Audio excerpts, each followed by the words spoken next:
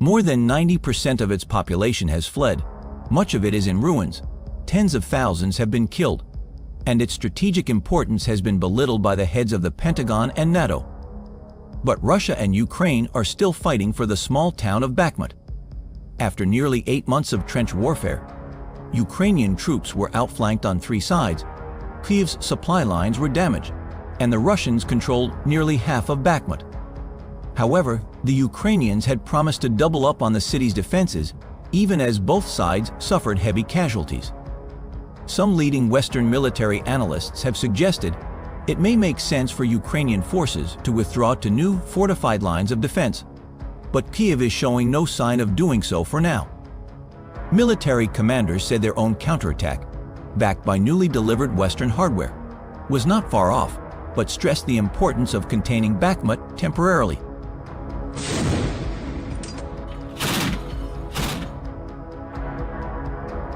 A recent video footage shows the Ukrainian armed forces seizing Basin, a major position of the Russian invaders in the direction of Bakhmut, taking prisoners and destroying several intervening forces.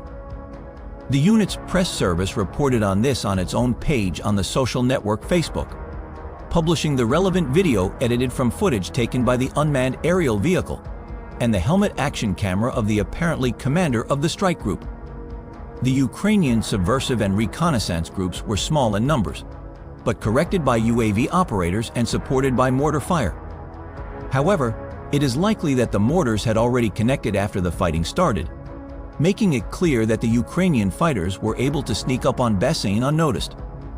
At the end of the video, you can see about 24 people intervening escaping.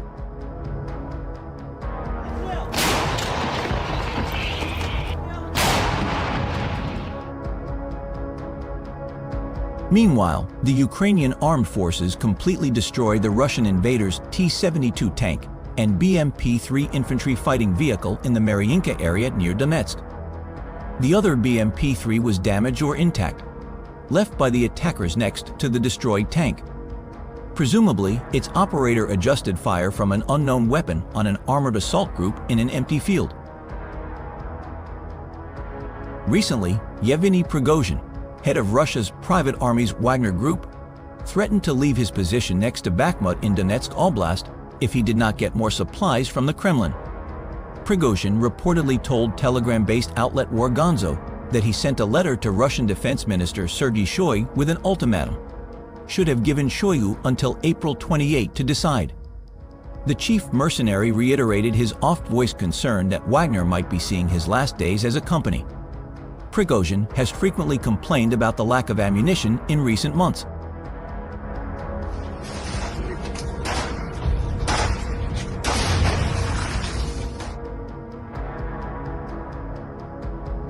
Ukraine's main military command said in its daily update on Sunday that its troops had repulsed 58 Russian attacks over the last few days along a section of the front that runs from Bakhmut through Avdiivka and to Mariinka further south in the Donetsk region.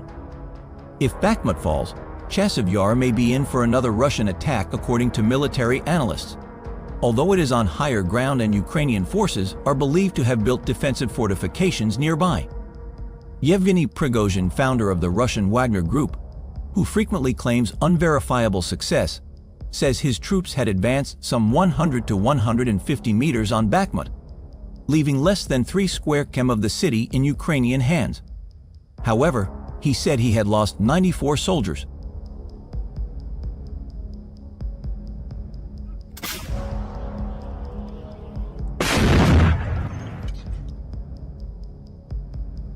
Meanwhile, Serhiy Cherevity, spokesman for the Eastern Forces Group of the Ukrainian Armed Forces, said that Russia is far from seizing the road of life from Chasiv Yar to Bakhmut, which supplies food, medicine, weapons, and other things necessary for the military and civil.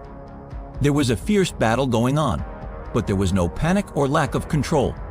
Everyone acted according to a predetermined scenario. The situation was completely controlled by the General Staff. Plus, we saw all the enemy's intentions and prevented them with fire. All this in the complex made it possible to guard Bakhmut even further, Cherevity added. He also said that the Russians were forced to engage the paratroopers in the battle at Bakhmut.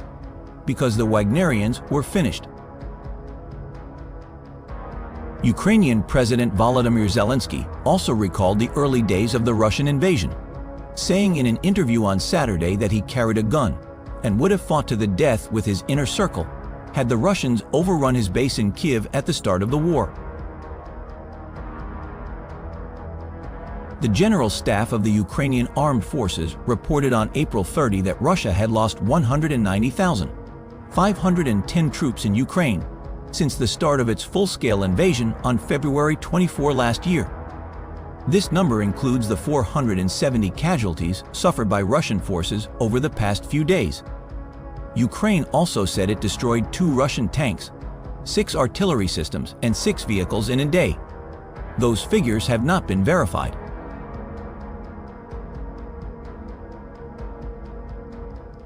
Meanwhile, Ukraine remains in control of the main supply route to Bakhmut, a military spokesman said on Saturday, as the head of Russia's mercenary Wagner Group threatened to withdraw part of its troops from the eastern city if Moscow did not send more ammunition.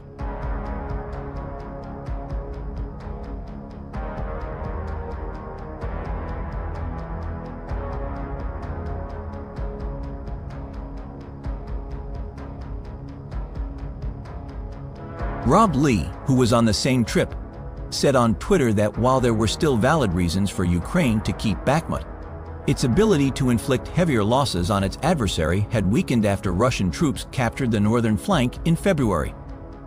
As a regional transport and logistics hub, Bakhmut will be useful to Russian forces, though that will depend on how much of its infrastructure remains intact. More importantly, it will be a springboard for Russia to advance in the 2 big cities it has long coveted in the Donetsk region, Kramatorsk and Sloviansk.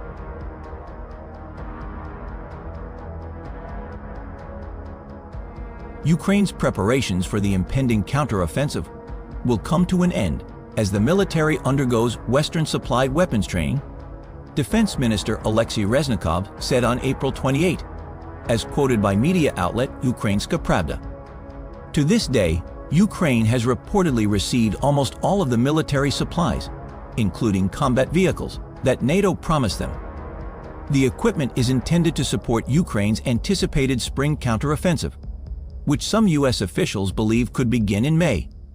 The result of the counteroffensive is expected to be a critical turning point in the war that will determine whether Ukraine reclaims more of its territory or is pressured by allies to meet Russia at the negotiating table.